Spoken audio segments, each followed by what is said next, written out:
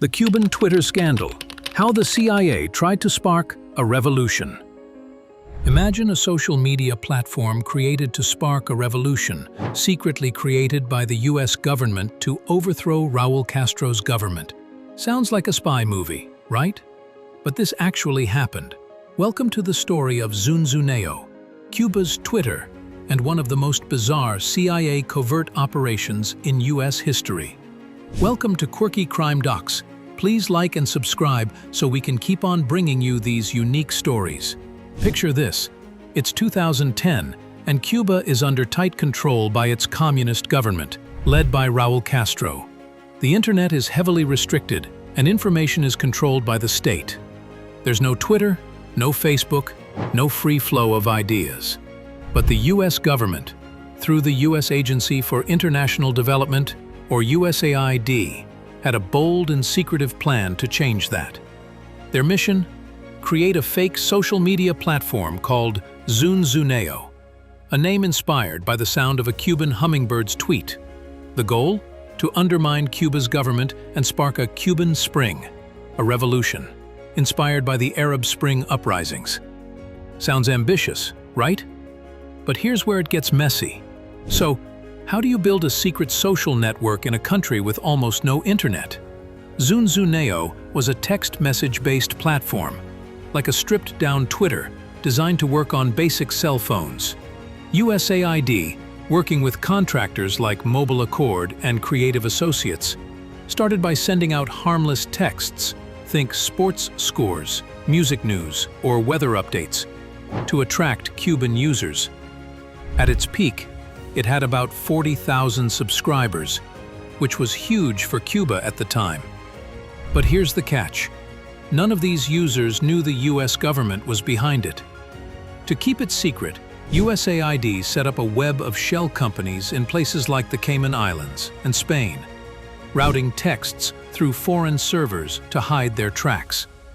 They even created fake ads to make Zunzuneo look like a legit business.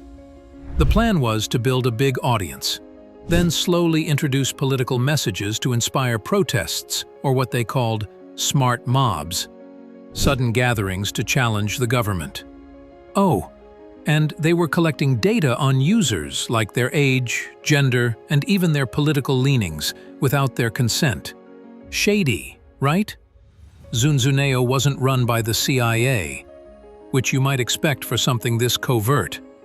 Instead, it was USAID, an agency usually focused on humanitarian aid. In 2010, a US official named Joe McSpedden led a team of contractors from places like Costa Rica and Denver to launch this project. They even tried to get Twitter co-founder Jack Dorsey to take over funding to hide US involvement, but he passed. The project ran from 2009 to 2012, but it fizzled out when the money dried up. Critics, including Senator Patrick Leahy, called it dumb, arguing it misused USAID's reputation and funds. Cuba's government called it illegal and subversive, and many Cubans felt betrayed, knowing their data was collected without their knowledge. Plus, this came right after the arrest of USAID contractor Alan Gross in Cuba, who was jailed for setting up internet networks. Talk about bad timing. If you would like us to do a video on CIA operative Alan Gross scandal, let us know in the comments below. The aftermath. So, why should we care about a failed project from over a decade ago? First, Zunzuneo shows how governments can weaponize social media to influence other countries, raising big questions about ethics and privacy. The US claimed it was about promoting free speech, but collecting user data and pushing propaganda without transparency. That's a tough sell. Second, it damaged USAID's credibility as a humanitarian agency, making it look like a front for US intelligence. And third, it strained US-Cuba relations at a time when they were starting to thaw under Raul Castro's reforms.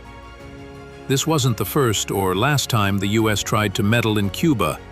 Think Bay of Pigs or CIA plots to take out Fidel Castro with exploding cigars.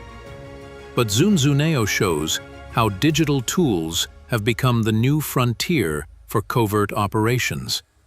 And it makes you wonder what other secret programs might be out there today. The Cuban Twitter scandal is a fascinating mix of ambition, secrecy, and failure. It's a reminder that the internet, which we use every day to connect and share, can also be a battleground for political agendas. What do you think? Did the US cross a line with Zunzuneo, or was it a clever way to challenge Cuba's censorship? Drop your thoughts in the comments below, and let's keep this conversation going. If you enjoyed this deep dive, hit that like button, subscribe, and ring the bell for more stories about tech, politics, and power. Check out the links in the description for the Associated Press investigation and other sources to learn more. Thanks for watching, and I'll see you in the next one.